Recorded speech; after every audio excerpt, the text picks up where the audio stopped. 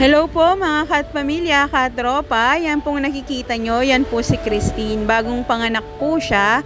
Iisa lang po yung kanyang naging anak at ito po ay lalaki. Ngunit nga po, meron nga po itong deformities sa kanyang back legs. Sa ngayon po, ang ginagawa ko po muna is minamassage ko siya every morning.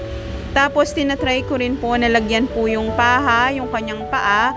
Baka kung sakali po makuha pa po ito at makorek siya habang maliit pa po siya. Ngayon kung sakali naman po na hindi po talaga ito makorek, pagdating po ng araw, wala po talaga tayong magagawa kung di siguro po is mapaoperahan siya para naman sa ganun po makalakad po siya ng maayos. Pero kung sakali po na darating po yung pagkakataon na lumaki po siya at hindi naman po maging hadlang sa kanya yung kanyang deformity sa back legs, hayaan ko na lang po siya ng mabuhay ng ganun na normal na lang.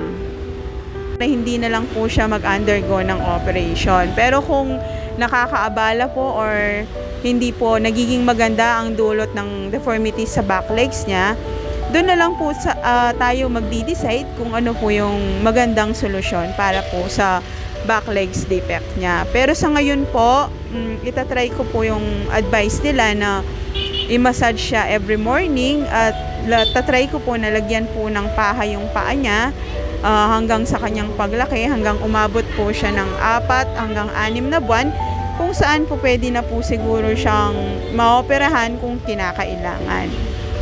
Sana po mga katpamilya, subaybayan nyo po ang paglaki niya. Tinawag ko po siyang Barry kasi po varicose siya. Mag-suggest na lang po kayo ng magandang pangalan para sa kanya. Kung halimbawang hindi po maganda ang Barry, pwede naman po nating palitan soon. Pakisubaybayan na lang po si Barry hanggang sa kanyang paglaki. Once in a while po mag-a-upload po ako ng video para nang sa ganun po makita nyo po yung kanyang paglaki.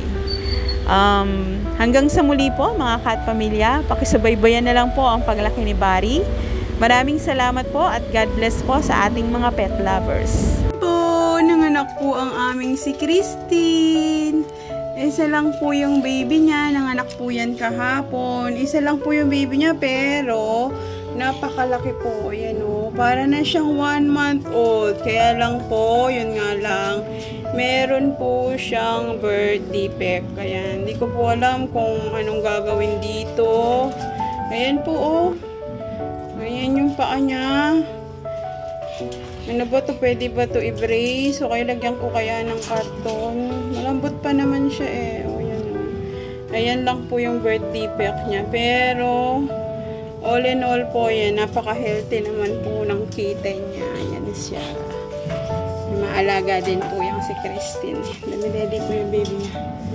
Ayan, ang sarap ng dede. Tsaka ang laki niya. Compare sa mga naunang baby niya. Ayan, ang laki. Kaya yan lang, yun lang nga po. Yung isang paa niya, nakapaganon po. Yun o. Yun o. Ito yung gagawin ko dito. Yan po. So yan, kung may maisasuggest po kayo kung anong pwedeng gawin sa paa niya. Yan po. Yan. Yun, kita niyo po. Yan o. Ayan o.